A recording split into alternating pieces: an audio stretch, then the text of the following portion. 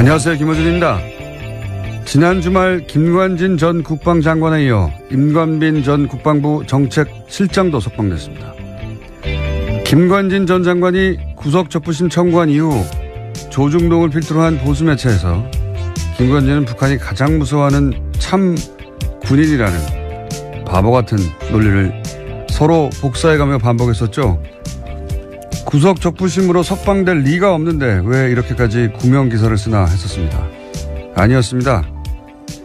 그들은 그들의 파트를 열심히 수행하고 있었던 거죠.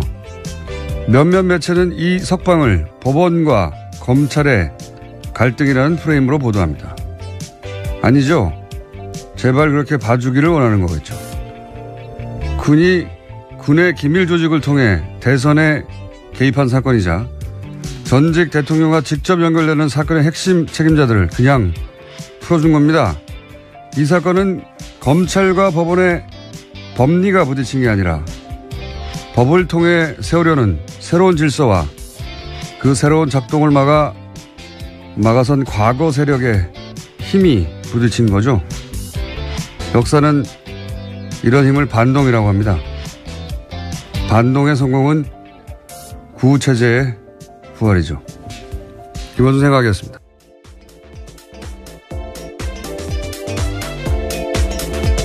시사인의 김은지입니다. 네. 아주 주말 사이에 재미있는 뉴스가 많이 나왔습니다. 네, 뉴스가 정말 많았습니다.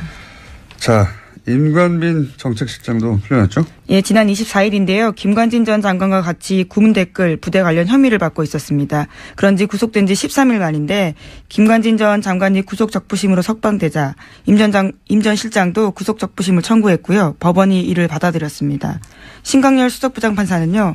혐의는 다툴 여지가 있고 증거를 없애거나 도망갈 우려가 있다고 보기 어려워서 석방했다라고 밝혔습니다. 이게 말이 안 되는지는 저희가 잠시 후 일부에서 이정열 전 부장판사 오늘은 직접 스튜디오에 나옵니다. 네, 나와서 자세히 다루기로 하고 되돌아보니까 딱딱 맞아 떨어져요. 그러니까 구속적부심 청구부터 이상한 거죠 이게. 예. 법적으로 변한 게 아무것도 없는데 그럼 청구 자체를 안 하는데 안 되니까 근데 청구를 합니다.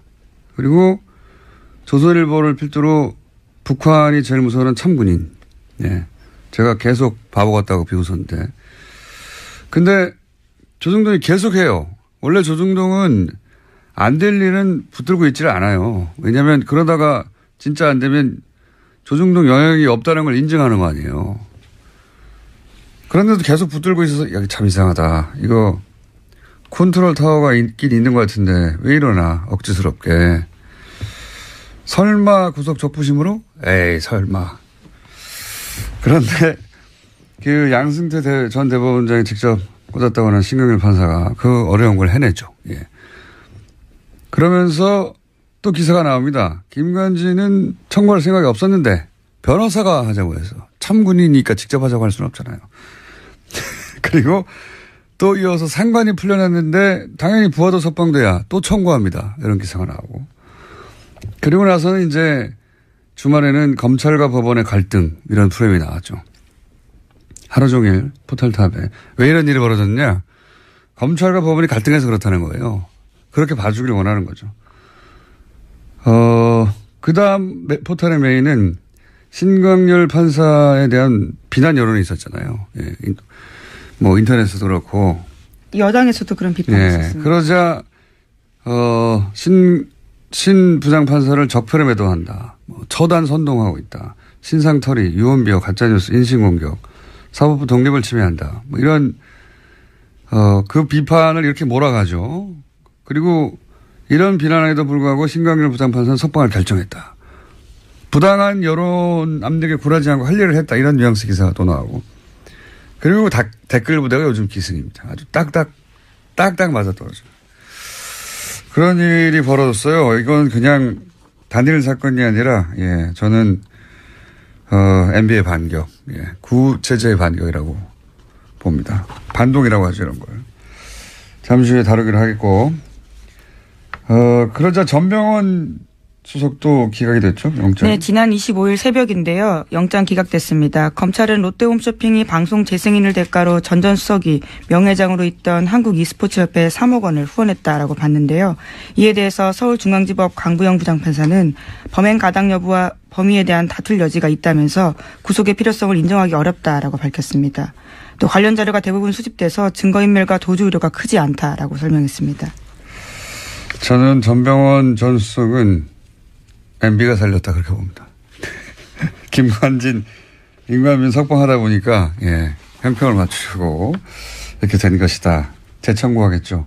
재청구하면 영장이 발부될 가능성이 높다. 저는 그렇게 보고요.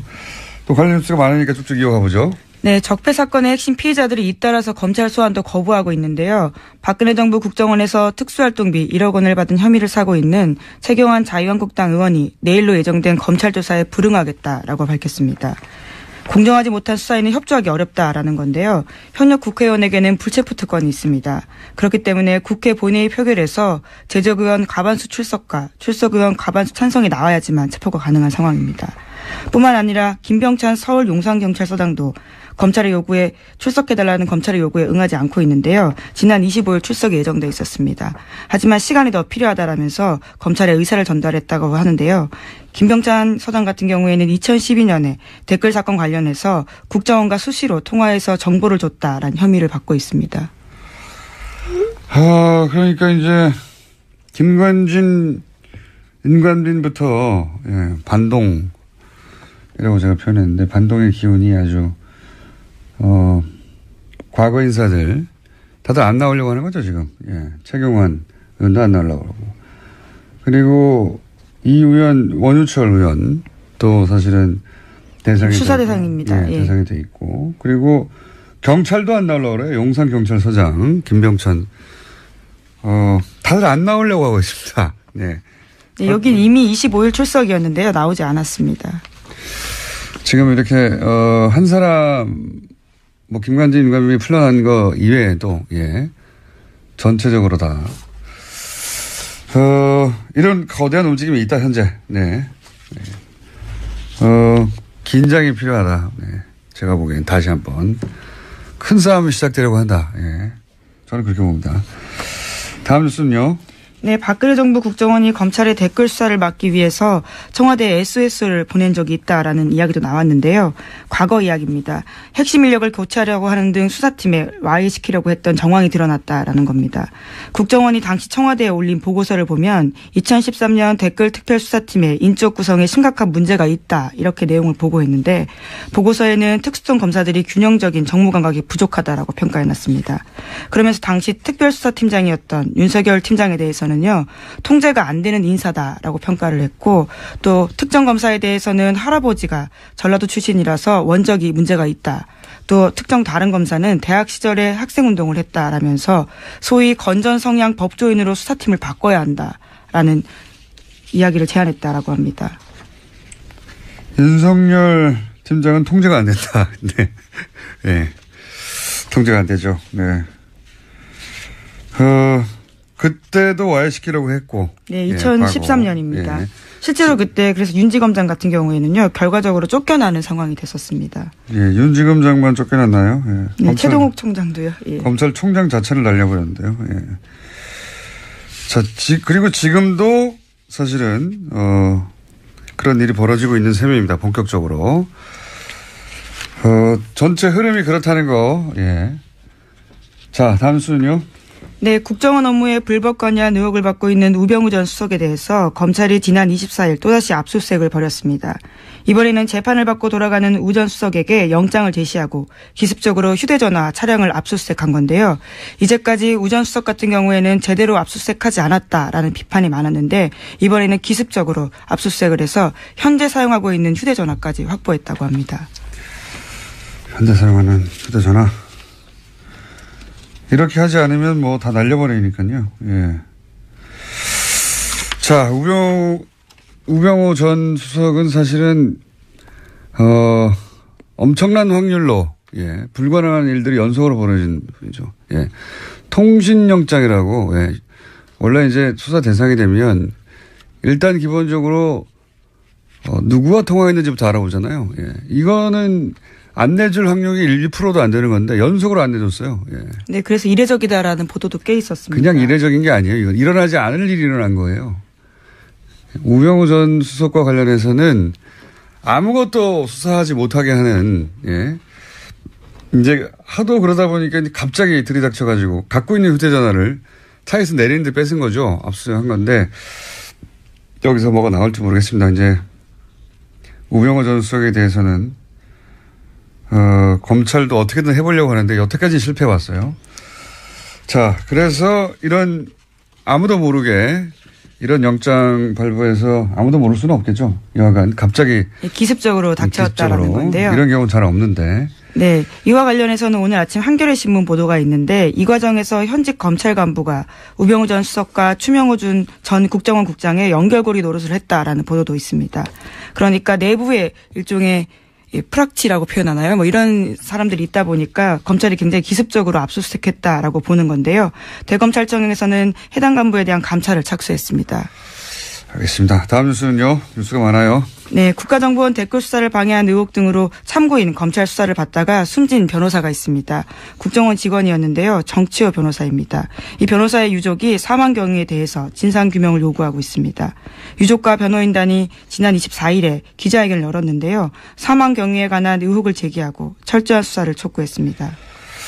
저희도 한번 다룰 생각인데 처음에 자살 기도했다고 하는 그 장소부터가 알고 보니 자살을 할 수 없는 장소였다. 그러니까 물도 얕고 그리고 워낙 차량 이동이 많고 뛰어내리면 누구나 볼 수 있고 누구나 볼 수 있다는 건 금방 구출된다는 얘기죠. 근데 수심도 얕아서 1.5m밖에 안 되고 그러니까 자살을 정말로 하려고 했던 게 아니라 본인이 어떤 상황에 처해 있는지 알리려고 했던 거죠. 예. 그런 상황이었고 특히 제가 의심되는 대목은 휴대전화 평소 3대 사용했는데 2대가 사라졌더라.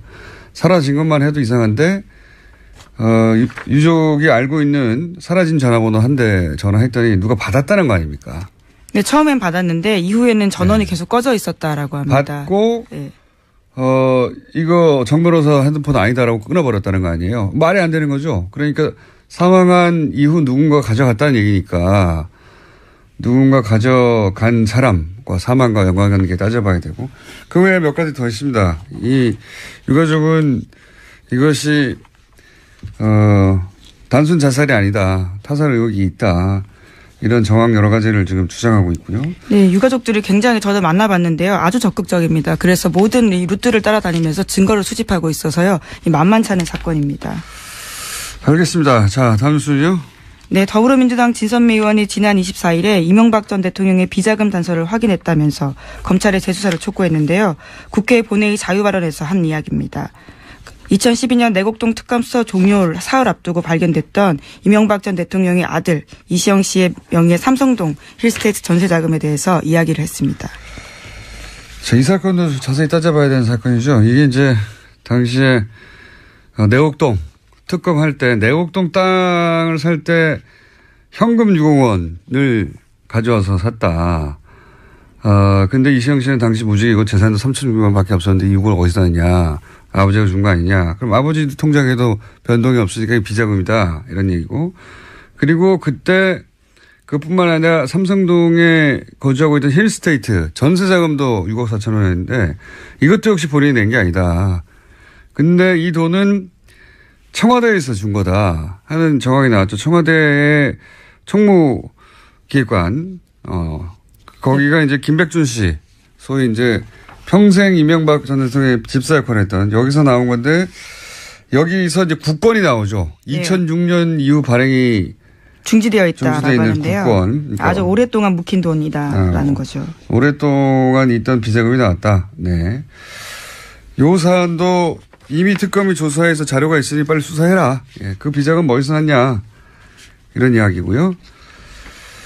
자, 또 하나가 이제 정유라 씨. 소위 이제 제가 이게 새로운 뭔가 기운이 있다 이거. 정말 진짜 전쟁이 새로 시작된 거 아니냐 이런 얘기를 했는데 정유라 씨 집에 40대 이모 씨가 침입을 했어요. 네, 강도가 침입했는데요. 지난 25일에 발생한 일입니다. 현장에서 붙잡힌 강도 같은 경우에는요. 처음에 정유라 씨와 금전거래가 있다라고 했다가 말을 바꿨습니다. 카드빚 2,400만 원 때문에 범행을 저질렀다라고 하는데요. 경찰은 강도 행각의 무게를 두고 이 씨에 대해서 강도 상해 혐의로 구속영장을 신청했습니다. 저는 이 사건을 굉장히 이상하다고 봅니다. 단순 강도라고 보기엔. 더군다나 계속 얘기하지만 기운이 이상하잖아요, 요즘. 예. 그래서 요 사안 취재 중인 이게 좀 이상하군요. 주진우 기자 저희가 미디어로 잠깐 연결해 보겠습니다. 주진우 기자. 안녕하십니까. 네. 방금 전까지 전화기가 꺼져 있어가지고 저희 제작진이 난리가 났었어요. 네, 네 인지 일어났습니다.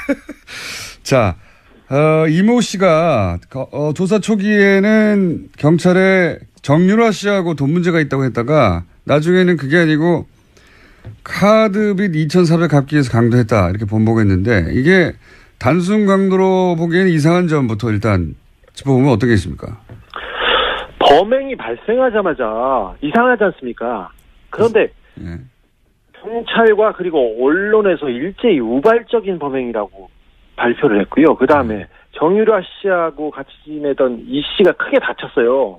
근데 경미한 부상이라고 계속 보도가 나오는 게 좀 이상했습니다. 그리고 장소와 시간이 강도 범행을 하기에는 최악입니다. 정유라 씨가 살고 있는 그 압구정동 미띠 빌딩의 1층에는 인기 있는 베트남 음식점이 있는데요. 주말 오후 3시는 피크타임이에요. 그래서 1층에 손님이 많고요. 줄을 서거나 그리고 발레 파킹하는 아저씨들이 여럿 있습니다. 그리고 그래서 누군가 고함만 질러도 그냥 바로 검거될 수 있는 그런 환경인데 일주일 이상 그 강도 범행을 도모한 사람이 찾기에는 너무 그 멍청한 선택이었습니다. 일단 기본적으로 오후 3시 사람이 드글드글하는 곳에 대낮에 강도를 하러 간다는 게 이상하고 그리고 이게 이제 강도라는 건 침입이 목적이 아니라 돈을 뺏어서 도주가 목적이에요. 도주 계획이 예, 도주 계획이 수립이 돼야 되는데 침입할 때부터 이미 수희 아저씨하고 마주쳤다는 것은 얼굴이 다 노출되는 거잖아요. 그죠? 네, 이게 도주하기에는 굉장히 어려운 그 빌딩이에요. 정유라 씨 집은 지하 1층하고 1층에서 출입구에 그 카드를 이렇게 대고 올라가야 되는데요. 지하 1층에서 1층에 저기 경비 아저씨가 있어요. 아까 말했듯이 1층에는 발레 아저씨들이 덩치 큰 아저씨들이 많습니다, 거기에. 근데 그래서 지하 1층에 가서 택배 왔어요. 그리고 경비원을 일단 협박해가지고요. 인터폰을 하게 하고 이 경비 아저씨를 묶고 이렇게 올라가는데 여기까지는 치밀합니다. 그 가짜 총과 칼까지도 그 준비한 걸 보면 여기까지는 총도 준비했어요? 아니 칼을 준비했다? 칼과 가짜 총도 있었어요. 가짜 총도 있었어요? 네네. 근데 그렇게 묶어놓고 거기 준비까지는 치밀했는데 그리고 지하로 올라간다는 것까지 알았어요. 이건 쉽지 않은데 그걸 보고 올라갔는데 도주 생각은 아예 없었다고 봅니다. 그 건물 내부에 CCTV도 있었을 거 아닙니까? CCTV 이 집 많습니다. 많습니다. 그래서 근데 그 이미 올라가면서 자기가 노출될 것을 알고 있었다고도 봐도 무방합니다. 그러니까요. 원래 이제 도망가는 계획을 못 세우면 아예 들어가지도 않는 건데, 자, 그렇게 실제로 집에 들어가서 좀 경찰 발표는 금품을 요구했다고 하는데 실제 금품을 요구했답니까? 들어가서? 아니요, 돈을 요구하지도 않았고요. 그 돈을 숨겨놨을, 최순실 씨나 정유라 씨 큰 부자이기 때문에 어디에 숨겨놨겠지, 쌓아놨겠지 했는데 금품을 찾기 위해서 집을 뒤진 흔적도 없습니다. 뒤지지도 않았습니다, 아예. 그럼 들어가서 실제로 어떤 행동을 했습니까? 이 부분 주목되고 있지 않은데 누가 보내서 왔다고 얘기했어요, 분명히. 누가 보내서 왔다. 그리고 정유라 나와라. 할 얘기가 있다. 할 얘기가 있어서 나와라. 이런 소리를 계속 질렀다고 합니다. 그래서 아직 어떤 얘기를 했는지는 지금 취재 중입니다. 누가 보내서 왔다. 그리고 할 얘기가 있어서 왔다. 네. 그 외에 또 어떤 행동을 했습니까? 정유라 씨는 이 빌딩에 6층, 7층에 복층에 있는 집에 살고 있는데 6층에는 고땡땡 유모가 살고 있고요. 유모가 고모. 있고, 네. 7층에는 정유라 씨가 지내고 있어요. 원래 6층 6층에 정유라 씨가 살았어요. 네. 그리고 7층에는 정윤혜 씨와 최순실 씨 방이 있었어요. 네. 각방이었습니다, 사실. 별걸 다 알아, 각방. 예. 저 이제, 네, 거기에 어떤 사진이 걸려있고, 예. 이상한 도령 사진이 걸려있고, 그렇습니다. 40대 계안이 6층에 올라가서, 예. 모모의 신분증을 뺐었어요. 신분증이요? 네. 신분증을 보면서 어딘가에 전화도 했습니다. 이 어디 전화. 네, 이거 수사 중이니까 곧 파악이 될 겁니다. 뭐 집에 그 돈이 없으면 뭐 돈과 비슷한 카드를 뺏는다든가 분명히 뭘 다른 걸 해야 되는데 인출 시도를 한다든가. 신분증을 보고 네, 신분증을 보고 전화를 했다는 것은 좀 이상하죠. 굉장히 이상하네요. 이건. 네. 돈을 목적으로 한 침이 아닌 건 거의 분명한 것 같은데. 그리고 네. 아까 이제 마필 관리사 같이 네. 거주하고 있던 마필 관리사 이모 씨가 이제 다투다가 예. 칼에 찔렸다. 그런데 뭐 네. 경미한 부상 정도 생명 지장이 없다. 이런 식의 보도가 있는데 사실 아닙니까? 그것도 사실 아닙니다. 6층에서 좀 소란이 있고 그러니까 7층에서 이제 이모 씨가 나왔어요. 예. 근데 마필 관리사 이 씨한테는 너하고는 감정이 없다. 찌르고 난 다음에도 너한테는 미안하게 생각한다. 이런 식으로 얘기를 했어요. 그리고는 너한테 볼 일 없으니까 저기 정유라 나와라. 정유라 나와라. 이렇게 계속 얘기하고 그리고 다른 거를 찾았습니다. 볼 일이 없다. 네. 다른 볼 일이 있다는 이야기네요. 네네. 돈도 아니었고 다른 볼 일이 네. 있다. 마필 관리사 생명에 지장이 없다는 보도는요? 이것도 좀 수상한데요. 그 칼이 굉장히 깊숙이 한 번에 쑥 들어갔습니다. 거의 전문가 소행이라고 볼 수 있을 정도의 상처라고 저는 들었어요. 그래서 병원에도 확인해 봤는데 몇 센치만 옆으로 갔으면 그 신장을 관통해서 사람 바로 죽을 수도 있었어요. 그래서 단순한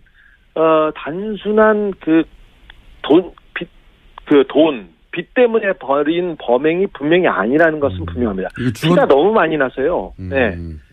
그 생명에 지장을 줄 뻔했습니다. 범인이 전과가 없는 초범이었는데요. 칼을 매우 잘 쓴다는 특징이 있습니다.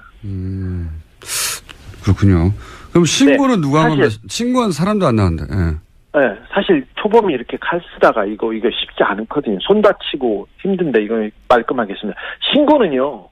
괴한이 소란을 피우고 이 씨하고 격투가 벌어졌지 않습니까? 그래서 정유라 씨가 아이하고 이렇게 방의 문을 잠그고 방 문을 붙들어 잡고 있으면서 전화를 했습니다. 정유라 씨가 누가 신고하는지 보도가 안 돼가지고. 그러면 정유라 씨 정도면 굉장히 중요한 증인인데 경찰이 건물을 감시하고 신변보호하고 있지 않았나요? 사실 경찰 한 명이 보호하고 있었습니다. 근데 이모 씨가 이 부분도 따돌리고 들어갔습니다. 심상치 않네요. 그러면 마지막 질문인데 이게 돈도 목적이 아니고 무슨 할 말이 있어 왔다. 신분증을 뺏어서 어디론가 전화했다. 종합적으로 볼 때 따로 볼 일이 있었다고 했던 그 볼 일은 뭐라고 지금 아직 취재 중이긴 하겠지만. 네, 이거 봅니까, 파악 중인데 사실 박근혜 최순실 씨 주변에서는 이런 일이 많이 있습니다. 누가 죽거나 다치거나 그리고 뭐 정유라 씨, 장시호 씨가 뭐 누구 사람을 만난다던가 남자를 만나면 조폭을 보내는 경우도 특별한 일은 아니니까요. 근데 이 사건에서는 의심해볼 정황이 너무 많습니다. 특별히 정유라는 박근혜, 최순실, 이재용에게 가장 중요한 증인입니다. 특별히 박근혜와 이재용 씨의 뇌물 사건이에요. 뇌물의 실질적인 증거 있지 않습니까, 이분이. 그래서 지난 재판에서 이들에게 불리한 증인을 해가지고 이재용 부회장한테 유죄를 받는 결정적인 증거가 되기도 했으니까요. 사실 정유라 씨가 겁을 먹거나 아니면 다른 증인이 그 겁을 먹고 입을 다물라고 메시지를 보내기에는 이보다 더 좋은 상황이 없습니다. 특별히 적폐 수사 자체를 흔들어볼 목적으로 지금 뭐 세력이 규합되고 이상한 징후들이 많이 보이는데 이걸 목적으로 누구를 그 사람을 보냈을 가능성을 열어놓고 이 범행의 동기와 배후를 파헤쳐야 된다고 봅니다. 분명히 우발적인 범행은 아니었습니다. 알겠습니다. 오늘 여기까지 하겠습니다. 감사합니다. 네. 네, 시사인 주진우 기자였습니다. 저는 특히 이 집 보모 신분증을 뺏었다는 게 이게 이상하네요. 왜냐면은 신분증 봐서 뭐예요? 아무 상관이 없잖아요. 근데 그걸 강도라고 생각하면 이상한데 그게 아니라 거기 있는 모든 사람의 심리적 압박, 거기 같이 있던 마필 관리사 유일한 남자였거든요. 그 사람은 칼로 찌르고 그리고 보모는 신분증을 누구한테 신분을 불러준다고 주민등록번호 불러준다고 생각해봐요. 보모 입장에서 굉장히 심리적 압박이거든요. 누군가 내가 여기 근무하는 걸 알고 있다. 그런 목적이 아니었을까. 그렇지 않고서는 대낮에 들어가서 신분증을 뺏어가지고 전화하고 내가 누가 보냈다 할 얘기가 있다. 이럴 리가 없죠. 그 도주의 계획이 없잖아요. 이건 기본적으로 침해 계획만 있어요. 굉장히 이상한 사건이다. 예, 저는 그렇게 봅니다. 자, 오늘 여기까지 할까요? 네, 인사드리겠습니다. 여기까지 하고 그냥 중간에 보낼 걸 그랬어요. 네. 지금까지. 네, 시사인 김은지였습니다. 감사합니다. 네, 감사합니다.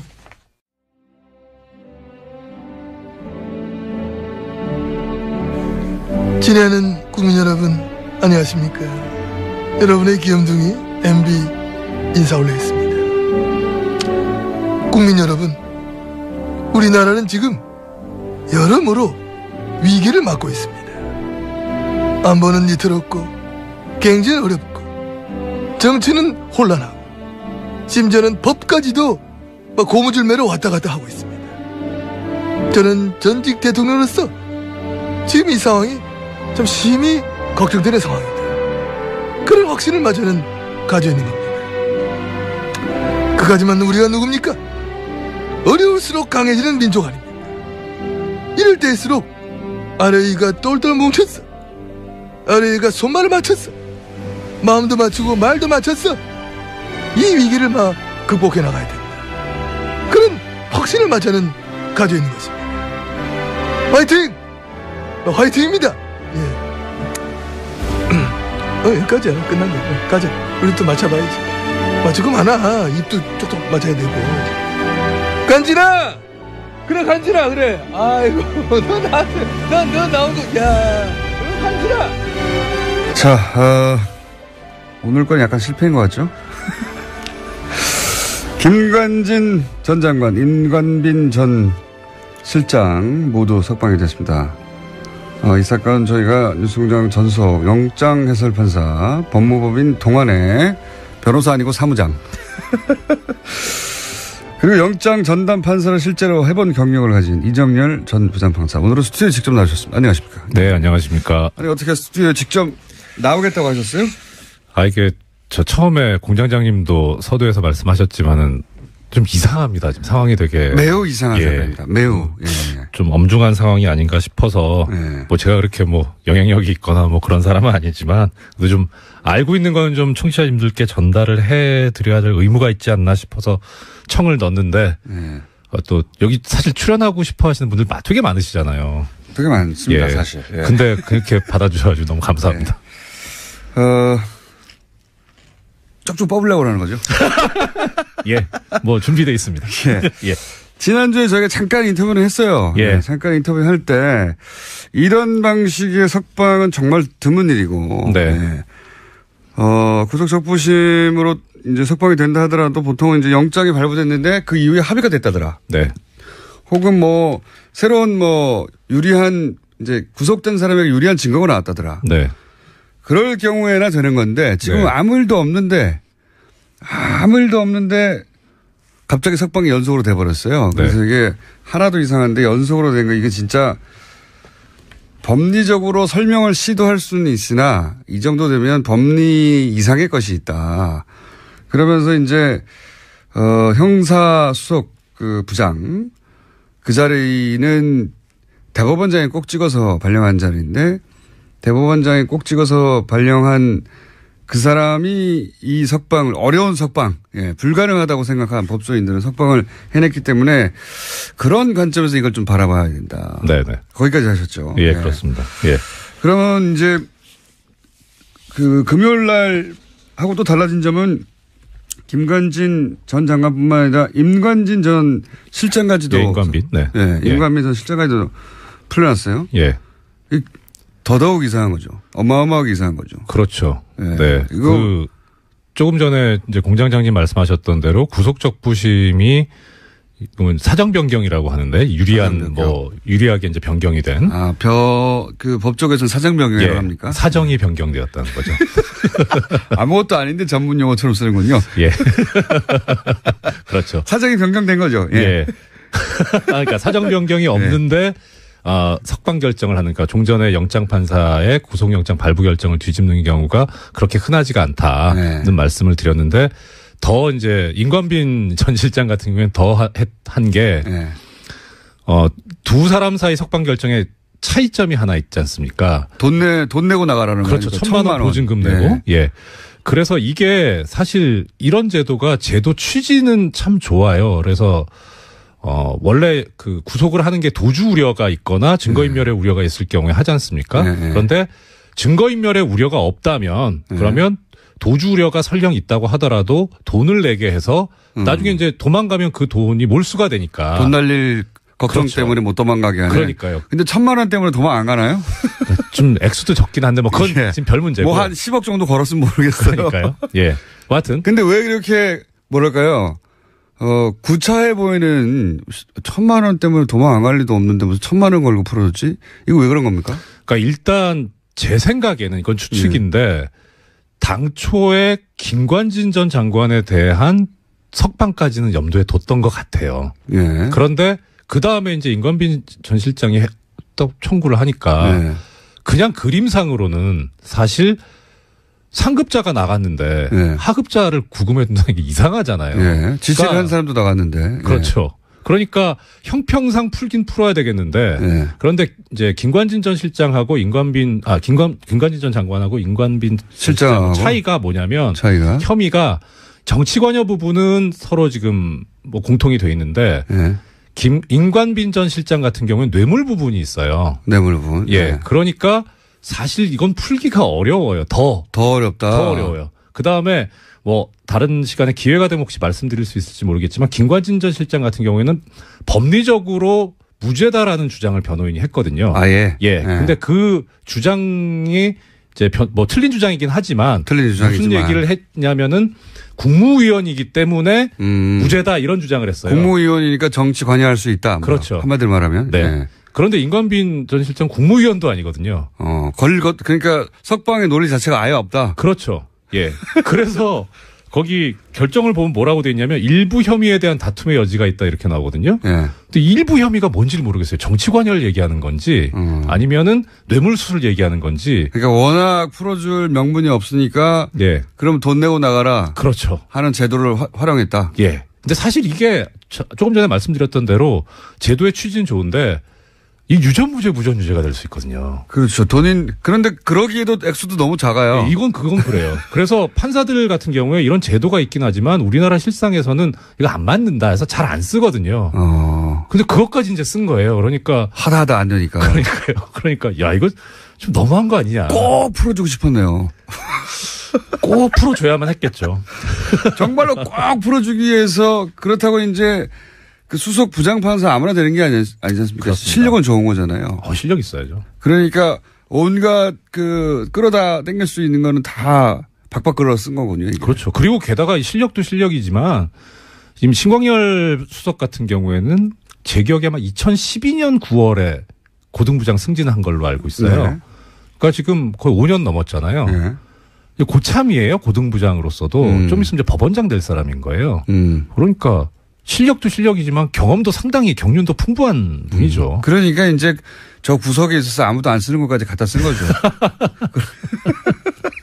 그만큼 이 법을 아는 사람들이 내부적으로 보기엔 야 이렇게까지 해서 풀어주나 이런 사안이라는 거죠. 그렇죠. 예, 그렇게 해서 풀어줬습니다. 예. 풀어줬는데 여기서 이제 한 가지 정도만 따져볼까요? 뭐 법리를 따질 이유가 없다고 하셨는데 말이 안 돼서.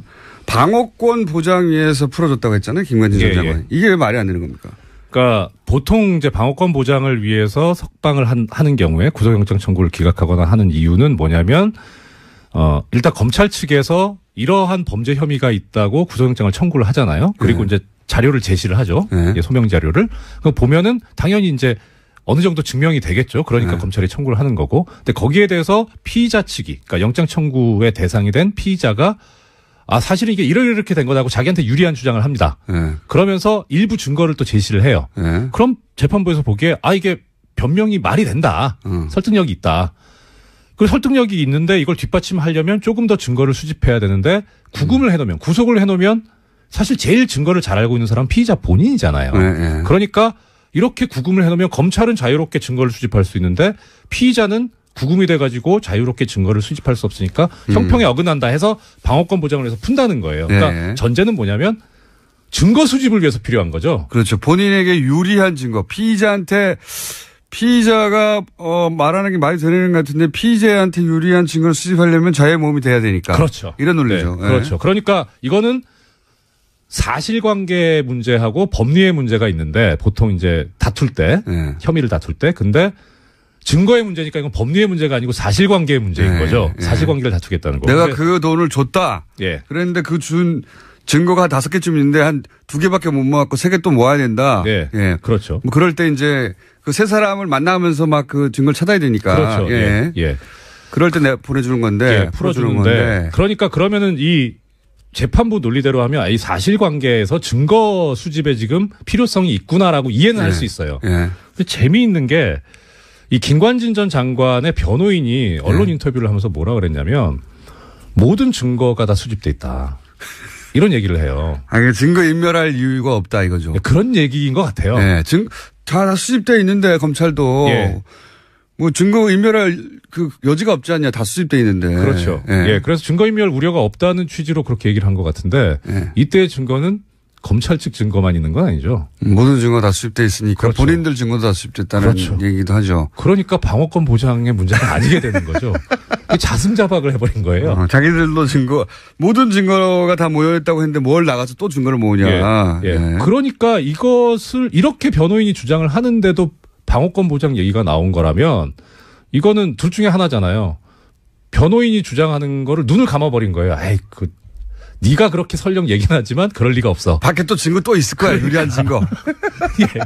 그렇거나 아니면은 이 방어권 보장이라고 한 부분이 잘못 쓴 거라는 거죠. 잘못 판단한 거라는 거죠. 잘못 판단이라기보다는 쓸 게 없어서 썼겠죠. 굳이 법리적으로 따지자면. 그런데 법리적으로 말이 안 된다는 이 말씀하셨고. 근데 이제 법리가 무의미하다. 다른 의도가 있다. 이렇게 말씀하셨잖아요. 법리 말고 다른 의도가 있다라고 생각되는 정황들은 뭐 여러 가지 있었겠지만 판사로서 그런 생각을 하셨던 포인트가 있을 거 아닙니까? 이게 저는 정보 수집할 방법이 그렇게 많지 않으니까 주로 언론 기사를 참조하는데 주진우 기자는 조선일보라고 말씀하셨는데 전 세계일보에서 봤어요. 어떤 기사? 세계일보에서 그 얘기 하더라고요. 아까 공장장님도 처음에 말씀하셨는데 원래 김관진 전 장관은 구속적부심 신청을 할 생각이 없었는데 참군인이라서 부하들의 책임을 다 지려고 그래서 참군인이라서 구속적부심 신청하면 이상하다라고 해서 안 하려고 했는데 변호인이 강하게 권유를 해가지고 그래서 어쩔 수 없이 했다. 그게 이제 원래는 비판 여론을 이제 왜 구속적부심 신청했냐. 그리고 물타기 하고 석방된 이후에도 우호 여론을 조성하고 그러니까 참군인이기 때문에 안 하려고 했는데 할 수 없이 변호인이 시켜가지고 했다. 이렇게 이제 말아주는 기사인데. 그러니까 그게 김관진 전 장관이 참군인일 수는 있겠죠. 저는 잘 모르겠어요. 그거는 아는 바 없고. 주진은 참치군인이라고 합니다만. 참 정치군이라고. 일단 법률계 쪽에서 보자면 변호인이 얘기한 게 좀 눈길이 가는 거예요. 법전의 관점에서 보자면 변호인이 그러니까 의뢰인이 나는 적부심 신청 안 하고 싶은데라고 했는데 변호인이 주장해가지고 적부심 신청했다는 기사대로라면. 법무법인 발언이라고. 발언이죠. 그 유명한 BBK를 담당했던. 그렇죠. 그 대표 변호사. 이명박 전 대통령과 아주 밀접한 관련이 있는. 이명박 전 대통령 시절에 비약적으로 발전한. 하여튼 그건 그렇고. 하여튼 발언해서 그렇게 안 한다고 했는데 신청했다. 신청했어요. 그러면 보통 이제 일반적으로 전 변호사는 아니지만 보통 의뢰인이 못 되신 거죠. 사무장에 머물러 계신 거죠. 논점에서 벗어났습니다. 일반적으로 의뢰인이 원하지 않는데 변호사가 하자고 하면 나중에 안 되면 어떻게 합니까? 책임 때문에 못 합니다. 못 하죠. 원래. 그러니까 의뢰인이 하자고 해도 변호사가 보기에 이건 안 될 것 같은 말리거든요. 근데 그러면 안 된다고 말립니다. 이거 해봐야 괜히 저기 역효과만 납니다. 이러고 말리는데 오히려 근데 이 경우에는 희한한 게 이 구속적부심이 보통 뭐 잘 받아들여지는 거라면 또 그럴 수도 있어요. 이거 한번 해볼 만합니다 하는데 원래도 안 받아들여져요. 근데 그걸 하자고 해요 변호인이. 게다가 이렇게 중요한 사건을 더더욱 안 받아주는데. 그러니까 그걸 막 해요. 그러니까 이거 뭔가 이게 뭐 그런 소문도 들었어요. 법조계내에서 이거 뭐 저는 농담이라고 생각하는데 신광열 부장하고 강훈 대표 변호사하고 둘이 통화 기록을 좀 까봐야 되는 거 아니냐. 이건 좀 심하고. 법무법인 발언하고 신광열 부장판사하고 서로 통화한 거 아니냐. 뭐 이건 저는 아니라고 봅니다. 그건 너무 심한 것 같고. 그렇게 그런 방식 유치하게 하지는 않았을 거라고 봐요. 저는. 근데 적어도 최소한 이거 청구하면 가능성이 있다. 라고 하는 어떤 뭔가 상당한 근거를 가지고 있다는 뭔가 거죠. 시그널이 있었으니까 했겠죠. 그렇죠. 그렇지 않으면은 뭐 법무법인 발언 측에서 그 책임을 감수하면서 뭐 하려고 하겠습니까? 변호사들은 대단히 보수적입니다. 이럴 때. 그렇죠. 안 되는 걸 했다가 괜히 손해날 일을 아마도 피의자가 하자고 해도 안 된다고 말리는 게 정상인데 안 한다고 하는 걸 끝까지 하게 했다고 하면 믿는 구석이 있어요. 그러니까요. 믿는 구석. 그러니까 이건 좀 이상하다. 뭔가 있다. 는 생각이 들어요. 그때부터 그러니까. 이상하다고 생각하셨고요. 야, 이거는 안 될 일인데 왜 변호사들이 먼저 나서서 했단 말인가. 그러니까요. 게다가 이어서 또 임관민 실장은 그런 기사가 나왔거든요. 중간에. 아니 지시한 사람이 나갔으면 이제 그러면 부하도 나가야 되는 거 아니냐. 이걸 이 기사의 톤은 내가 싫지만 신청해가지고 만약에 석방이 되면 그 석방을 근거로 부하도 풀려날 수 있지 않겠습니까? 라고 권유했다고. 그 얘기도 참군이, 나와요. 그 얘기도 기사에 나와요. 그러니까 곧 임관민도 신청하겠구나. 두 사람을 풀어주는 논리를 그렇게 연결했구나 하고 딱 눈치를 챌 수밖에 없는. 그렇죠. 그렇죠? 그 세계일보 그 기사가 저는 너무 마음에 들더라고요. 그래서 김관진 전 장관이 참군인이라고 쓴 논조인데 이거 뭔가 지금 얘기가 있었다는 소리구나. 그러니까요. 자기들끼리 다 얘기가 됐고 요거 먼저 석방하고 그다음에 부하를 석방하는 거구나. 부하 석방은 너무 말이 안 되니까 돈 1,000만 원 내고 나는 걸로 풀어줬구나. 저는 신광열 부장판사의 성향만 막연히 믿고 변호사가 배팅했다고 보지는 않습니다. 그건 좀 위험하죠, 사실. 그건 말이 안 되는 것 같고. 왜냐하면 조중동 매체들이 사전 여론 조성 작업부터 쭉 했잖아요. 참군인. 얼마나 많이 기사를 냈는지. 그래서 보다 큰 시나리오 아래서 이게 전체적으로 진행된 사건이 아니겠는가. 저는 이제 추정하지만 법조인이시니까. 전 조심스럽죠. 법조인이시니까 어쨌든 기사에 나온 변호사가 먼저 하자고 했다더라라든가 아니면 임관민까지 하자고 하더라. 그리고 곧이어 역시 되더라. 그리고 1,000만 원 내고 풀어주는 희한한 방식.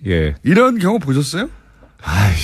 먹겠습니까? 이게 욕먹거든요. 저기 했다가. 법원 내에서도 욕먹을 거 아니에요. 그러니까 법에 있는 제도니까 사실 욕하기는 좀 그래요. 근데 잘 안 하니까 그런 수준이죠. 희한하다. 이런 정도죠. 판사들은 더 보수적이기 때문에 희한하네. 이런 정도. 그러면 찍어서 신광열 부장판사를 양승태 대법원장 시절에 찍어서 임명한 소위 말해서 이제 오른팔 정도 되는 사람이다. 이런 찍어서 임명했다는 확실한 겁니까? 오른팔이라는 말씀 제가 드린 말씀은 아니고. 주진우 기자의 표현이긴 합니다. 찍어서라는 건 그건 당연히 근거가 있죠. 그러니까 이게 제가 찍어서 발령냈다라는 걸 가지고 30초 남았습니다. 그렇습니까? 최초 보도한 비난하는 얘기를 최초 보도한 문화일보 기사에도 그렇게 나와 있어요. 2006년 2월 2일자 기사인데 거기 보면 서울중앙지방법원 형사수석 부장판사로 신광열 부장이 간다라고 그렇게 나와 있어요. 근데 인사 발령문이 그렇게 돼 있어요. 발령문이 딱 그 사람 이름을 찍어서 두리뭉실로 나오는 게 아니라. 그러니까 신광열 부장만 온 게 아니라 다른 수석 부장들 다 그래요. 찍어서 부장판사는. 법무법인 동안 사무장 이정열 전 부장판사였습니다. 네, 고맙습니다.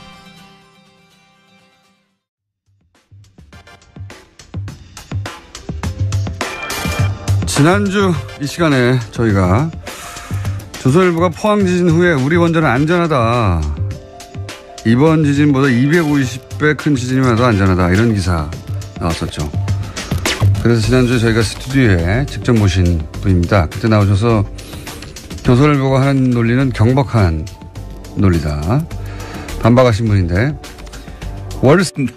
걸어오셨다는 얘기는 예, 운송 차로 왔습니다. 차로 직접? 예. 새벽에? 예. 몇 시에 나오셨어요? 4시. 4시에 대전에서 직접 운전해서 예. 올라오신 분입니다. 예. 원자력 안전과 미래는 NGO고요. 예. 기부를 받아서 활동을 해야 되는데 홈페이지도 없고 아무것도 없어가지고 어떻게 움직이시나 몰라요. 블로그 하나 만드시기로 했는데 아직도 안 만드셨죠? 예, 만드는 중입니다.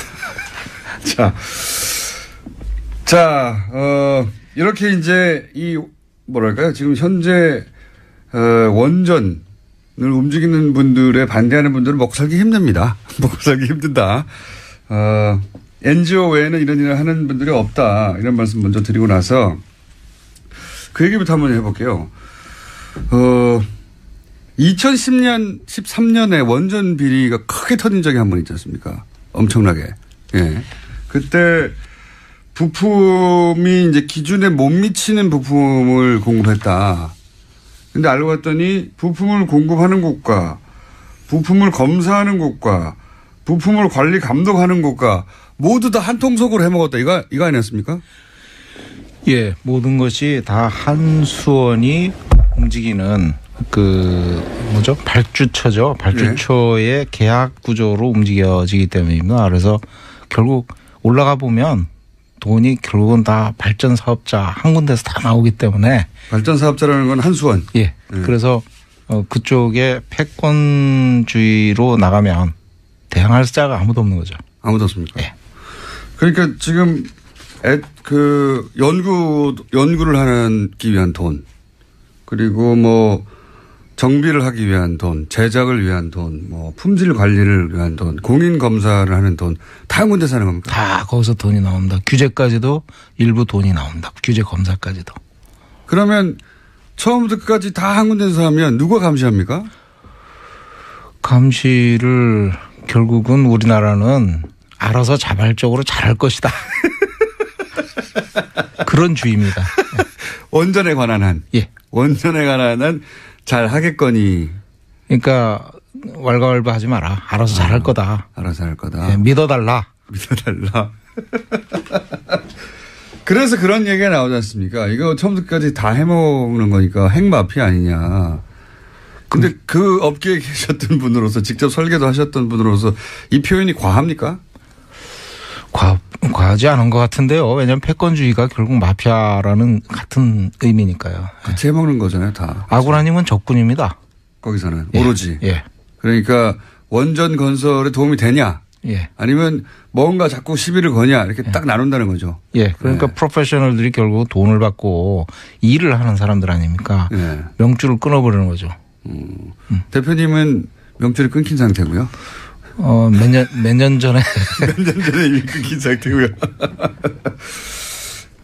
그리고 또 이런 얘기도 있었지 않습니까? 2013년이면, 박근혜 정부 출범 초기예요. 첫 해예요. 첫 해 이런 거대한 비리가 터졌는데, 실제 이렇게 터지고 나서 별로 바뀐 게 없다. 그리고, 이런 사건이 터지고 지금 말씀하신 한수원을 장악한 것은 박근혜 정권 때 인수위에 들어갔던 사람들이 다 장악해버린 거다. 맞나요?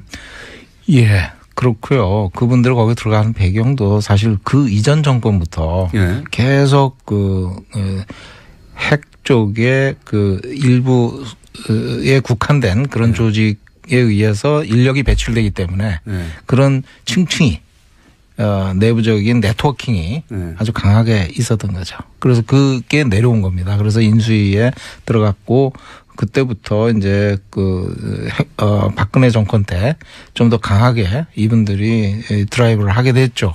예. 특히 이제 핵 원전 수출 하고 나서 더 탄력을 받았던 겁니다. 그래서 지금은 이제 핵 마피아라고 그러니까 특정 대학의 특정 과외 출신 그리고 한수원이라고 하는 독점 사업자 이렇게 묶여가지고 전부 다 선후부야겠네요. 핵심은. 그러니까 돈 주는 쪽과 받는 쪽이 서로 꿍꿍짝짝 잘 된 거죠. 네. 꿍꿍짝짝 다 한통속이다. 네. 네. 다 같은 선후배고 다 같이 아는 사이고 선배가 밀어주고 땡겨주고 혹은 뭐 거기서 자리도 안 쳐주고 생산하는 곳이나 검수하는 곳이나 관리하는 곳이나 규제하는 쪽이나 쪽에 다 한통속이고 뭐 인적 네트워크가 결국은 거기서 거기이기 때문에 그럴 수밖에 없는 구조입니다. 한 군데서 다 배출하는군요. 대부분 그렇다고 봐야 됩니다. 그러니까 배출 자체도 한 군데서 하고 그들이 갈 곳도 한 군데밖에 없고 그래서 그들 사이의 네트워크로 그냥 이 거대한 사업을 다 해먹고 있다. 규제와 안전, 그다음에 지능 여기에 인력이 다 포진돼 있습니다. 전부 다. 그러니까 형 동생 아우 뭐 이러면서 다 이렇게 돼 있는 거죠. 다 제먹는다. 뭐 그래도 건설이 잘 되고 안전도 보장되면 그래도 그나마 괜찮은데 지금 그게 그렇지 않다라고 지금 이제 여러 가지 사건들이 나오는데 이걸 근데 관리 감독하라고 원자력 안전위원회라는 게 있긴 있지 않습니까? 여기는 뭐 합니까? 원자력 안전위원회가 우리나라 유일한 법적 규제기관입니다. 그렇지만은 지능 중심으로 우리나라 원자력 산업이 구성되어 있다 보니까 이쪽에 인력과 예산이 턱없이 부족합니다. 지능 중심이라는 건 원전을 계속 짓자. 짓자 쪽으로 다 방향이 잡혀 있기 때문에 여기는 예산과 인력이 없다. 예산과 인력이 턱없이 외국에 비해서 굉장히 부족한 편이죠. 부족하다. 그러면 여기는 실제로는 규제를 못 합니까 제대로? 대표적인 예가 다소기 문제가 있었거든요. 어떤 문제? 신고리 5륙 건설 때 인허가 심의 때 다소기 문제가 많이 대두됐습니다. 시민사회에서 제기를 많이 했고 그 가장 근본이 이제 후쿠시마 원전 사고가 1, 2, 3, 4호기 한 군데 밀집된 원전이 그대로 동시 사고가 일어난 거지 않습니까? 그래서 다수호기가 한 군데 밀집돼 있으면 안 된다. 그러니까 원전 다수호기라는 건 원전이 한 지역에 밀집돼 있으면 그게 큰 문제다.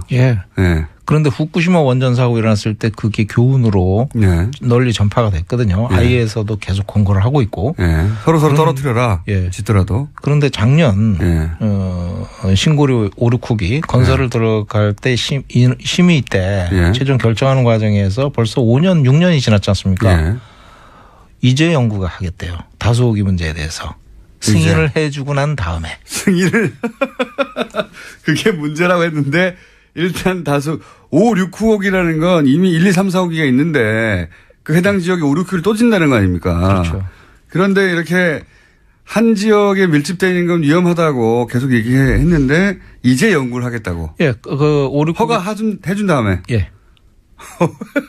허가를 그 지역에 내주지 말아야 하는 건데 연구가 끝날 때까지. 다소호기 관점에서 우리가 진짜 안전위원회가 위험성을 고려해서 검토를 한다 그러면 뭐를 하든지 했어야 됐습니다. 그러니까 다른 논리가 아니라 아직 다소호기에 대한 연구 자체가 안 돼 있기 때문에 제대로 우리나라에서는 그럼 애초에 원자력 안전위원회는 그런 거 하라고 있는 곳인데 그런 거 연구하고 규제해서 일단 보류했다가 이렇게 하면 되겠다는 결론이 나면 짓거나 말거나 해야 되는데 그거 없이 일단 짓기 시작하고 나서 앞으로 연구하겠다.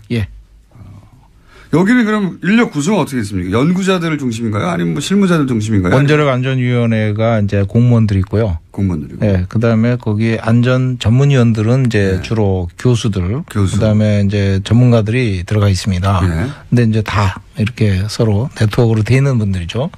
그다음에 안전기술원이라고 또 별도의 조직이 있습니다. 거기는 이제 기술자 집단이거든요.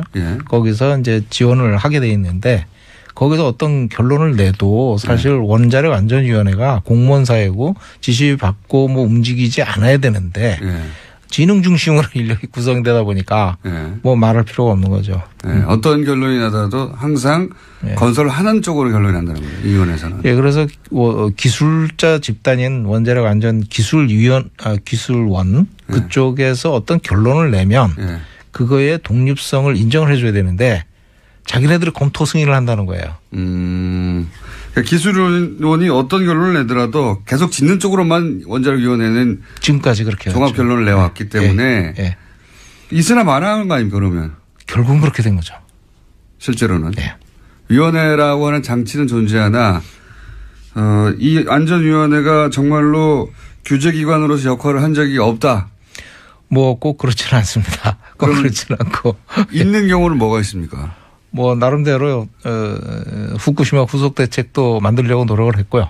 뭐 여러 가지 그 사실 그 동안에 정보 공개도 안 됐었는데 정보 공개법을 이제 개정을 해서 통과도 시키고. 노력을 안 한다기보다는 이게 힘에 붙이는 거군요. 붙이는 거죠. 한수원에 비하자면. 가장 중요한 게 원자력안전위원회가 규제 지침을 우리나라 실정에 맞는 거를 만들어야 되거든요. 근데 다소기에서 봤듯이 그런 걸 못 해요. 그러니까 우리나라에 기준이 없는 거예요. 그러니까 후쿠시마 원전 사고가 나서 이렇게 큰 사고가 나가지고 이제 원자력안전위원회가 우리나라에 맞는 규정을 만들려고 해도 우리나라 그 원자력 사업은 다 지능 중심. 어떻게든지 원자를 계속 짓는 쪽으로 방향이 잡혀있기 때문에 예산과 인력도 부족하고 여기서 실질적인 규제를 못 만들어내서 유명무실하다. 예, 우리나라에 맞는 지침을 만들려면 시민사회와 소통을 하고 대화를 해서 많은 국민들이 우려하는 점이 뭔가를 확실히 감안을 해서 규제 지침을 강화하든지 개정을 하든지 아니면 시민사회 소통을 해서 해결하든지 이렇게 가야 되는데 그런 활동이 하나도 없었던 거죠. 하나도 없으면 그냥 우리도 규제 기관에 있다 정도 수준이네요. 당국입니다, 그냥. 예, 공무원의 어떤 그 냄새나는 권위적인 당국입니다, 그냥. 당군요? 당국. 당국. 예. 당국이 존재할 뿐이다. 예. 실제 통제하고 실질적으로 통제하고 관리할 수 없다 지금. 좀 권위적이죠. 실질적으로 규제를 하고 눈높이에 맞춰가지고 이렇게 대화를 하고 문제 해결을 하려고 그러는 게 아니고요. 안전의 입장도 분명하지 않고.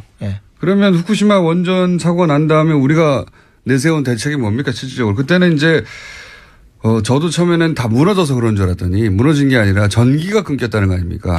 바깥에 송전로가 넘어져 버렸고 그다음에 해일이 와가지고 덮쳐서 그 비상 발전기도 꺼트려 가지고 전기가 안 들어오니까 계속 열이 올라가지고 녹아내려 버렸다 이거였는데 그런 다음에 우리나라의 대책이 나왔나요? 후쿠시마 후속 대책이라고 이제 그 뒤에 바로 전문가 50명을 투입을 해서 수개월 동안 조사를 한 다음에 후속 대책을 내놨죠. 내놨는데 그게 이제 총 예산을 1조 1천억 투입한다고 그리고 2015년까지 이명박 대통령이 임기가 끝나는 그때까지 종료를 하겠다.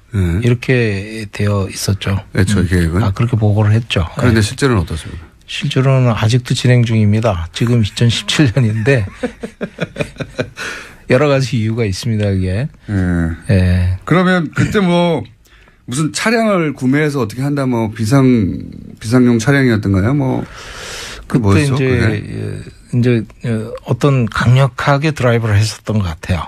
통치권자부터 해가지고 이거 원전을 지금 2009년에 수출하고 2011년에 후쿠시마 원전 사고 일어나고 앞으로 100기를 수출하겠다 그랬었는데 100기. 그 이후로 한 기도 없습니다만 한 기도 없죠. 근데 단 한 기도 없지만 수출을 해야 되는데 후쿠시마 원전 사고가 일어나니까 수출하는데 지장이 생기잖아요. 그러니까 이거 후속 대책을 1조가 넘는 돈을 투입해서 만들자. 이렇게 생각해가지고 거금을 투입했다. 그래가지고 국민들을 안심시키려고 했는데 그거마저 이제 지금 흐지부지 되다시피. 흐지부지 됐다. 원래 그렇게 나옵니다만 항상. 이카타 원전이라고요. 전에 이제 한 교수님을 모셔가지고 저희가 이제 일본에서 모셔가지고 한번 경주에서 세미나를 한번 한 적이 있습니다. 그때 이제 말씀하시는데 본인이 사시는데 이카타 원전이 있답니다. 우리나라는 1조 1천억을 투입해가지고 그중에 절반 정도 투입을 했는데 24기 원전에 24기에 24기에 5천억 정도 투자했는데 거기는 2기에 2조를 투입했답니다. 그래서 사고 이후에 안전성 보관을 위해서 신안전 기준이란 걸 또 만들어가지고 그걸 적용을 해서 50기 원전에 대해서 죽일 거 살릴 거 이렇게 이제 그거를 정한 거죠. 그렇게 하고 보강을 시킨 겁니다. 살리려면. 그때 이카타 원전 2기에 투입한 게 2조랍니다. 지금까지. 2기에만. 예. 그래서 전 호기에 50기 원전에 한 20조 정도 투입했다고 그럽니다. 그렇군요. 네. 일본은 실제 강력한 규제를 할 수 있는 기관이 존재합니까? 원자력위원회처럼 우리 유명무실한 게 아니라 실제 존재해요, 일본에서는? 실제 존재하죠. 규제위원회가 있는데 그것이 좀 독립성을 부여를 했습니다. 그런데 일본 사회가 워낙 폐쇄적이라서 아마 규제위원회 자체에 맡게 되면 우리나라보다 더 폐쇄적이거든요. 그쪽은. 그래서 좀 위험한데 거기는 지역 지자체랑 안전협정을 맺어가지고 지자체가 재가동을 할 수 있도록 동의를 해야 이게 가동이 들어갑니다. 그래서 아직 못 들어가고 있습니다. 그렇군요. 이 현재 결국은 특정 대학의 특정과 출신들이 이 전체를 거의 다 장악하고 한수원이 모든 걸 다 관리하고 있어서 사실상 한수원이 지배하는 산업 체제하에서 어떻게 바꿉니까 이거를 그러면? 원자력계에서 이 문제점을 잘 알고 있지만 이 문제점을 제대로 얘기를 하시는 분이 많지 않습니다. 거의 없어요. 대표님 정도만 거의 유일하게 나와서 지금 아웃됩니다. 그래서 대표님은 이미 아웃되셨으니까 하시는 거죠? 저는 이제 버린 몸이니까. 근데 이제 그러면 더욱 이런 활동을 더 제대로 하려면은 사실은 인력도 필요하고 비용도 필요한데 지금까지는 어떻게 하셨어요? 지금까지는 제가 이제 독일의 그 안전 회사인데 벤처 기업을 사실 운영하다가 그 독일의 회사로 M&A 돼가지고 그걸 넘겼습니다. 그래서 이제 뭐 거기서 조금 나온 것도 있고. 개인 돈으로 하시는 거예요, 그냥? 좀 그런 형편이죠. 그러니까 이 원자력 업계로부터 뭔가 기대서 거기서 나온 수익으로 일을 할 생각은 아예 접어야 되는 거군요. 지금 결국은 이제 한수원 돈은 받지 말아야 되는 게 그렇죠. 원칙이죠. 그런데 맞습니다. 이제 돈이 거기서 다 나오니까 저희도 이제 어떨 때는 엄청나게 한미 원전 안전성 검증단 활동을 할 때 결국 주민들이 드라이브를 해가지고 이걸 일을 하고 저희를 선정을 했어요. 그러니까 원전이 있는 지역에서 검사를 맡겨야 되는데 그런 기관이 없으니까. 왜냐면 다 한수원 아래로 다 있으니까. 그렇죠. 완전히 독립구조인 것을 찾다 보니까 이제 원자력 안전과 미래 여기에 이제 실무에 참여했던 전문가들이 있으니까 의뢰가 일로 왔군요. 지자체로부터. 그래서 지자체라기보다도 완전히 한비도 원전 그쪽은 주민들이 주도를 합니다. 그래서 그분들 지자체가 아니라 그냥 그 시민들이 주민들이 불안한데 독립적으로 판단해 줄 것이 없다. 저 담 넘어 뭐가 벌어지는지 모르니까 들어가서 보자. 근데 전문가가 없잖아요. 저를 다 한수원 밑에 있으니까. 그래서 저한테 연락이 와가지고 한수원 밑에 없는 곳은 여기밖에 없으니까 원자력. 아니 이렇게 중요한 곳이 어떻게 블로거도 없어요. 홈페이지도 없고. 그래서 들어가서 그 현장에 1호기부터 6호까지 오버올 때 해결료 재장전 기간이 있습니다. 한 1-2개월 되는데 그때 들어가서 싹 봤는데 저희들이 요구한 개선 요구사항이 700여 건이 넘고요. 그거를 한수원이 다 수용하겠다 이렇게 됐고 지금 개선을 하고 있는데 어떻게 하고 있는지 모르겠습니다. 끝났으니까. 그러니까 원전이 있는 곳의 주민들이 내가 정말 안전한 원전 환경에서 살고 있는 건가, 안전성이 보장되는 건가 확인할 방법이 독립적인 기관으로부터 확인할 방법이 전문가들로 구성된 없어서 원자력 안전된 미래 같은 곳에서 의뢰한 케이스가 한 번 있었군요. 이걸 근데 다른 지역의 주민들도 계속 의뢰해서 이런 일을 해야 되겠네요. 지역마다 참 다양하더라고요. 민심들이. 근데 이쪽은 이제 그렇게 해서 저희들 들어가서 봤는데 결국은 이제 돈은 또 한수원에서 나오잖아요. 결국은. 결국은. 물론 이제 저희들을 지정한 건 주민이지만. 주민이 지정하고 지급할 것은 한수원이고. 그래서. 한수원 주기 싫었겠네요. 되게 힘들었습니다. 6개월 뒤에 돈 받았습니다. 6개월 뒤에. 그 최초 아닙니까? 지금 한수원 정책과 정반대 혹은 뭐 한수원에 태클을 거는 기관이 한수원으로부터 돈을 받은 건 최초 아니에요 혹시? 완전히 독립적인 입장에서 보자 그랬죠. 그 독립적인 뭐 반대라기보다는요. 완전히 독립적인 입장에서 보자. 저희 안홍구 청장님이라고 계십니다. 뭔가 그분과 비슷한 신세 같기도 하고요. 자, 그런 분들이 저희 방송에 잘 나오세요. 예. 자, 오늘 여기까지 얘기했는데 일단 블로그라도 만드셔야 저희가 소개라도 하죠. 예, 명심하겠습니다. 지난주에도 말씀드렸는데 아이템 블로그도 안 만드셨어요. 자, 오늘 여기까지 하겠고요. 저희는 반론 기회가 항상 열려 있습니다. 네. 한수원 인터뷰도 받으니까. 예. 반론 기회가 열려 있다는 이야기는 대표님한테 하는 얘기가 아닙니다. 저 청취자한테 하는 얘기고요. 이 방송을 듣고 열받을 분들 있잖아요. 예. 그분들에게 드릴 말씀이고요. 오늘 여기까지 하고요. 벌써 끝났습니다. 20분이. 예. 별말 안 하신 것 같은데 벌써 끝났고요. 원자력 안전관 미래 사람들이 찾아보고 싶어도 아무것도 없어 인터넷에. 그러니까 제발 블로그라도 하나 만들어 주시고 다음 시간에 이 문제에 대해서 한 번 더 들어가 보고 싶습니다. 이 이야기를 할 수 있는 사람과 하고 있는 곳이 없어요. 예. 실제 원전 설계를 직접 참여한 사람들이 얼마나 있겠습니까? 예. 그분들 중에 한수원의 영향력으로부터 벗어난 사람도 얼마나 있겠습니까?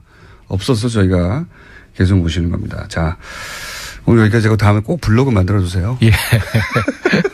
지금까지 원자력 안전과 미래 이정윤 대표였습니다. 감사합니다. 감사합니다. 예. 불친절한 AS. 뮤지컬 배우인데요. 갑자기 생각났습니다. 유럽에서 건너온 뮤지컬을 다스 뮤지컬이라고 합니다. 사실인지는 모르겠는데 그렇다고 하네요. 예. 그리고 와타시와 겐키 다스. 데스가 아니라 하와이 보내달라는 시그널을 바꿨습니다. 제가 3부 시작할 때 나오는 하와이를 보내주셔야 할 분이 지금 딴 데로 가려고 그래가지고 자, 이 뉴스는 저희가 공식화되면 말씀드리기로 하고 신광열 판사는 2대 김경숙 학장, 암이 걸렸던 김경숙 학장도 기각을 했던 분인데 다 풀어주시네요. 예. 그리고 요 내용은 팩트체크가 아직 안 됐습니다만은 어떤 분이 보내신 문자인데 소개할 만한 가치가 있어서 소개드립니다. 정윤아 씨가 경찰에 신고할 때 너무 침착하게 그리고 논리정연으로 신고를 해서 신고를 받고 출동한 친구가 제 친구인데 좀 이상하다고 생각했었다고 합니다. 네. 그러니까 강도가 들고 그리고 우당탕탕만 있었던 게 아니라 무슨 얘기가 오갔나 봅니다. 네. 주준 기자도 단순 강도 사고가 아닌 것 같다고 했는데. 자, 그리고 오늘 방금 전에 나오신 이정현 대표님 원전. 네. 안원구 전 국세청장님 초창기 방송이 갑자기 생각나네요. 예. 목소리도 비슷하고 약간 심심한 것이. 이분도 천둥번개가 필요한 것 같습니다. 원전계 안원구시네요. 이런 느낌을 받으신 분들이 많나 봅니다. 예, 저도 그런 느낌을 받았는데 문자도 꽤 많이 왔습니다. 왠지 이 이정현 대표님 자주 나오실 것 같지 않습니까? 자, 불친절해서 여기까지 하겠습니다.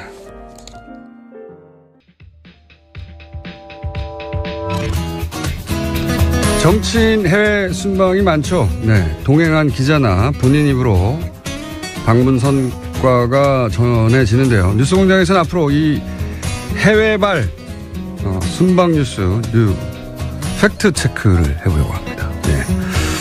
오늘은 첫 번째 순서로 지난 트럼프 대통령 방한 직전에 독일과 이스라엘을 방문해서 아이언돔의 배치 필요성과 수도권 3중 방어 필요하다는 주장을 했던 안철수 대표. 이 안철수 대표의 독일 방문 때 아이언돔의 필요성, 수도권 3중 방어에 대한 논의를 했던 상대방이 있습니다.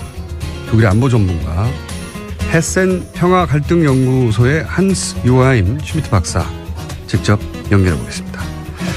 안녕하세요.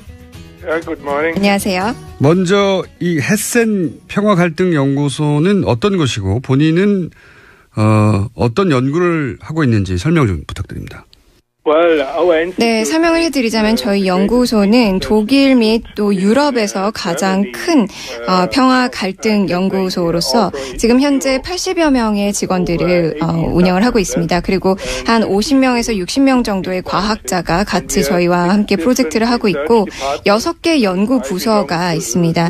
저는 그 중에서도 굉장히 큰 국제안보부서에서 종사하고 있고요.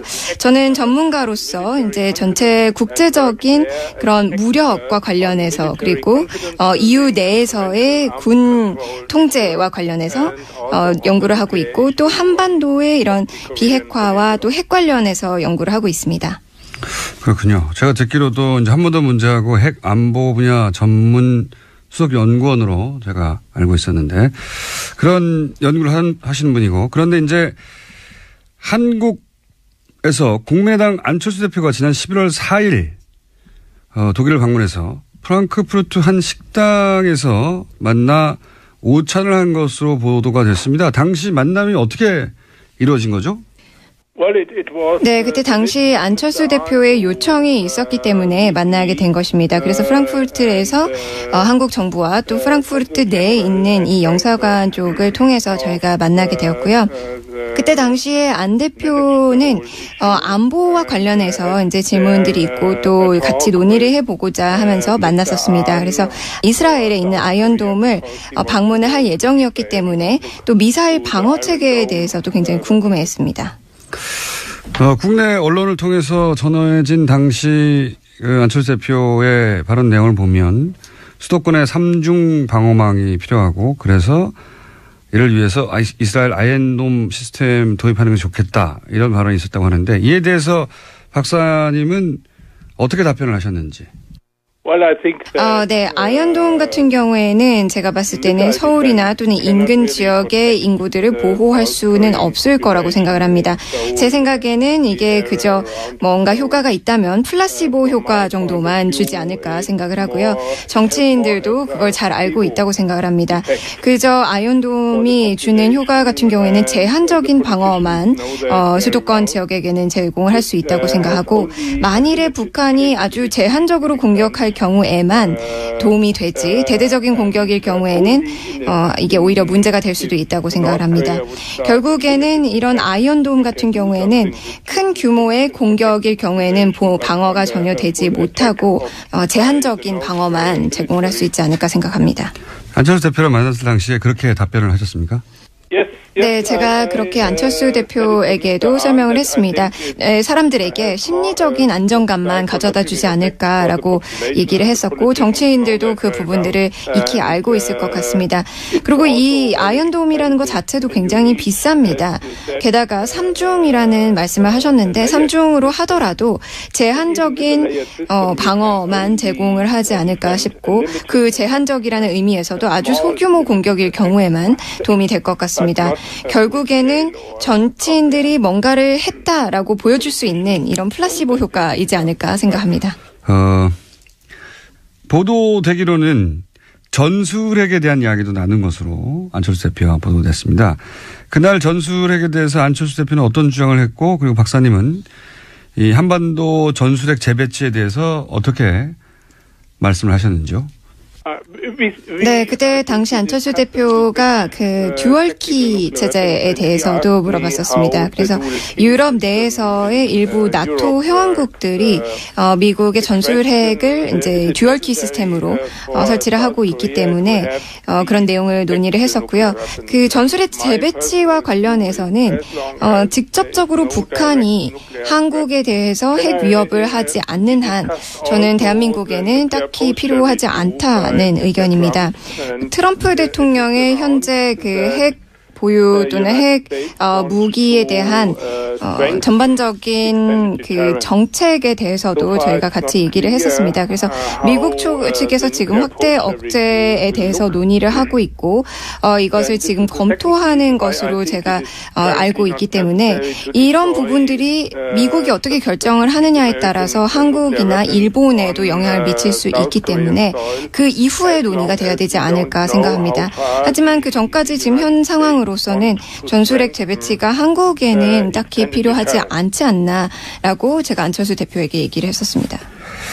알겠습니다. 그런데 이제 이런 이야기를 나누신 후에 한국 언론의 안철수 대표와 박사님의 미팅에 대한 보도가 있었는데 이 내용을 박사님이 이제 한국 언론에 보도된 내용을 직접 확인을 하시고 문제가 있다라고 보도 내용이 말씀하신 걸로 알고 있습니다. 어떤 문제가 있었습니까? 사실 그때 그렇게 제가 생각을 했었던 이유가 언론에서는 좀 안 대표의 시각에서 더 초점을 맞춰서 보도가 됐었던 것 같습니다. 그리고 저와 같이 대화하던 당시에 논의가 되지 않았던 내용도 같이 기사가 났었기 때문에 그 부분에 대해서 제가 조금 놀랐던 부분이 있었습니다. 그때 함께 참석했었던 영사관 쪽 분도 사실 통역사가 그 자리에 함께 배석을 했었고 제 얘기와 또 안 대표의 이야기를 같이 통역을 했었는데 그 분 또한 좀 놀랐던 부분이 있었습니다. 박사님이 안철수 대표의 의견에 반대하거나 예를 들어서 아이언돔은 크게 도움이 되지 않는다라고 하는 내용들이나 이런 거는 가지고 안철수 대표의 주장만 담기고 또 안철수 대표가 하지 않았던 대화 중에 하지 않았던 말들도 기사에 실리고 그래서 기사가 이게 정확하지 않다 해서 불쾌하셨다 이런 취지인가요? 네, 맞습니다. 사실 아이언돔 자체를 완전히 반대를 하기보다는 제가 분명히 수도권 지역을 보호하는 데에는 이게 충분치 않다. 그리고 내 시각에서는 돈이 너무 많이 들고 또 그 돈에 비해서 아주 제한적인 방어 체계만 제공을 할 수밖에 없기 때문에 이것은 맞지 않다라고 얘기를 했었는데요. 그리고 분명히 심리적인 부분만 충족시켜 줄 것이라고 얘기를 했었고 안 대표도 그 부분을 알고 있었습니다. 약간의 일방적인 내용만 담기고 또 저희가 같이 논의하지 않았던 부분도 기사에 실렸다는 점이 좀 실망스러웠습니다. 전문가시니까 한두 가지 질문만 더 드리겠습니다. 한국 정부에서는 계속해서 이제 대화를 통한 북핵 문제 해결을 주장하는데 이게 유효한 효과적인 대북 전략이 될 수 있다고 보십니까? 유럽에서는? 네, 사실 제가 생각을 했을 때는 지금 현재 문재인 대통령께서 그리고 그 행정부 쪽에서도 뭔가 대화를 재개하고자 노력을 많이 하고 있는 것 같습니다. 하지만 지금 미국과 북한과의 긴장감이 점점 더 고조되는 상황에서 상황 자체가 좀 어려운 것 같습니다. 대화가 없어서는 전혀 문제가 해결이 되지 않을 거라고 생각합니다. 압박과 제재가 있고 또 대화가 같이 있어야 뭔가 해결책이 나오고 또 거기에다가 같이 또 북한에게 제안을 해야 되는 부분들도 있을 것 같은데 아직은 압박과 제재만 있지 전혀 제안은 없는 것 같아 보입니다. 문재인 정권이 대화도 필요하다라고 얘기를 하는 거에 대해서는 충분히 옳다고 생각을 합니다. 그래서 북한에게 새로 대화의 장으로 나올 수 있도록 뭔가 길을 보여줘야 하는 필요성도 있다고 생각하는데 지금 현재 미국 쪽도 그렇고 북한 쪽도 그렇고 대화를 원치 않은 것 같습니다. 한 가지 좀 희망적인 사실은 동계올림픽 때 2018 평창 동계올림픽 때 뭔가 새로운 대화를 재개할 수 있는 걸 만들 수 있지 않을까 생각합니다. 북한 측에서는 패럴림픽에는 참가를 하겠지만 올림픽 때는 참가하지 않겠다는 입장을 고수하고 있지만 만약에 동계올림픽 때에도 참가를 할 수 있다면 새로운 대화의 장을 열 수 있지 않을까 생각을 하고 또 대화 없이는 이러한 북한의 핵무기 이슈들을 관리할 수 없을 거라고 생각합니다. 알겠습니다. 오늘 인터뷰 감사하고요. 또 뵐게요. 네, 감사합니다. 지금까지 독일 헤센 평화갈등연구소의 슈미트 박사였습니다. 그리고 통역에는 동시 통역사 조주연 씨였습니다. 감사합니다. 자, 인문결 연구소 임상훈 소장님 나와 계십니다. 안녕하십니까? 네, 안녕하십니까? 갑자기 이 코너가 뭐냐? 예. 정치인들 해외 순방이 많잖아요? 예. 그리고 이제 그 해외 순방을 언론 플레이로 쓰는 사람들이 많아요. 그래서 저희가 앞으로, 정치인들이 만났다고 하는 사람들을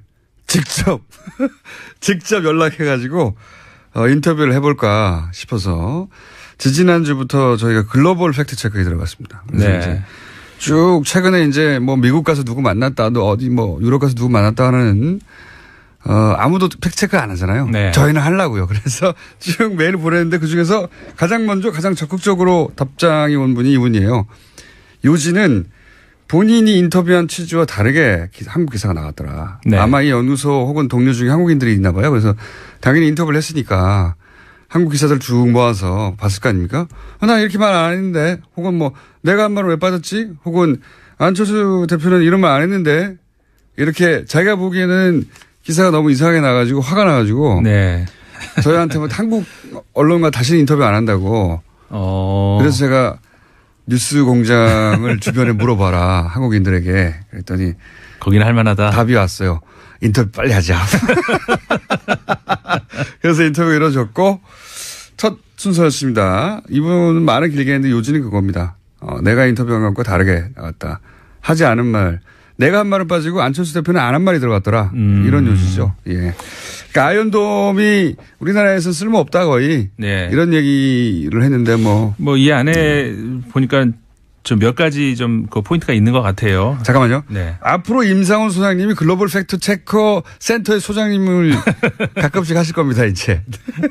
그래서 이 순서를 여기다 넣었어요. 예. 예. 말씀을 드리자면은 그러니까 네. 두 가지 정도 일단 뽑을 수 있을 것 같은데 일단 첫 번째는 그 미디어 관련 그러니까 우리나라의 언론에서 외국에서 보도되는 그러니까 외신 보도와 관련해서의 그 자세 그다음에 어떤 그 좀 팩트 체크 말씀하셨습니다마는 사실 따지고 보면은 그 외신 혹은 그 외국 전문가들과의 인터뷰 정치인들의 인터뷰 관련해서 팩트 체크의 원조가 사실은 공장장이셨죠.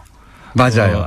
아마 그 아주 젊으신 분들은 기억을 못 하실지도 모르는데 과거에 김대중 대통령이 당선이 됐을 때 그 직후에 미국의 언론에서 이러이러한 보도가 나왔다라고 우리나라 이제 모 언론에서 모 언론의 조선일보에서 보도를 한 것을 그 당시만 해도 사실 외신을 접하기가 우리가 어려웠었죠. 맞습니다. 인터넷이 초창기였으니까. 그래서 외신 보도가 나오면 그런가 보다. 당연히 그런가 보다 했는데. 믿었던 당시였는데 딴지일보에서 정말 그러고 들어가 봤더니 전혀 사실과 다른 그런 내용으로 이제 한국에서 보도가 돼서 그거를 크게 한번 비판을 했던 그 기사를. 그러니까 조선일보가 외신에 나온 걸 왜곡을 했죠. 그렇죠. 왜곡을 한 거를 새로운 영문법 어떤 말도 안 되는 영문법이라고 제가. 그게 원조라고 할 수가 있는데 20몇 년 만에 이제 다시 해보는 겁니다. 예, 이제는 그 외신의 보도를 이렇게 왜곡할 수 있는 그런 시대는 아니죠.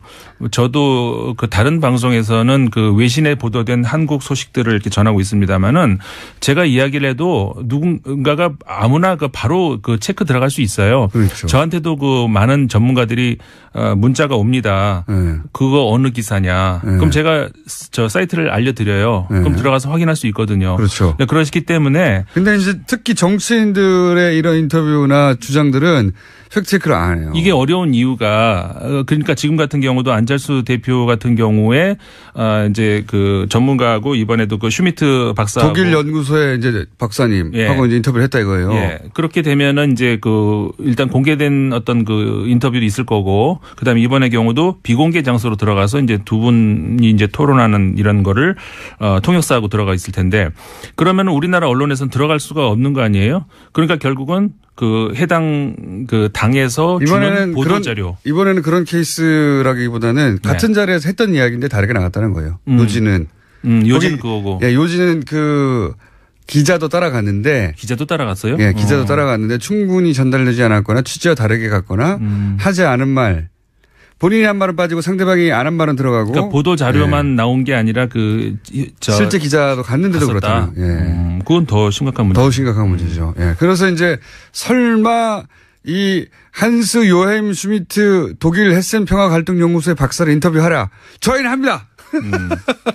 그러니까 이건 굉장히 좋은 취지이신 것 같고 앞으로 이 체크는 이제 뭐 계속 해 주셔야 될 것 같아요. 정치인들이 외국에서 누군가와 인터뷰를 했다. 그 내용이 보도가 될 때 과연 그렇게 됐는가 이거는 체크가 돼야 될 것 같다는 생각이 듭니다. 국내 최초의 글로벌 팩트 체크 연구소가 또 하나 열리고 인문결도 제대로 잘 안 되고 있는데 거기 소장까지 맡으신. 잘 돼요. 왜 그러세요? 그리고 이제 그래서 정치인들 해외 나가가지고 가끔씩 나갔다 와서 뭐라 하잖아요. 네, 뭐 전술핵이 어쨌다느니 뭐 이런 거 다 체크할 겁니다. 정치인들이 외국에 나갔다 들어오실 때 가끔 이렇게 일종의 뭐랄까 이렇게 뭐 주사를 한 대씩 맞고 들어오시는 언론 플레이 하죠. 와가지고 뭐 큰일 하고 온 것처럼. 네. 앞으로 다 하겠다 다. 그리고 이 두 번째 문제가 이제 두 번째 문제는 할 수가 없습니다. 시간이 끝나서. 벌써요? 아. 임상훈 소장님이었습니다. 감사합니다. 네, 감사합니다. 안녕.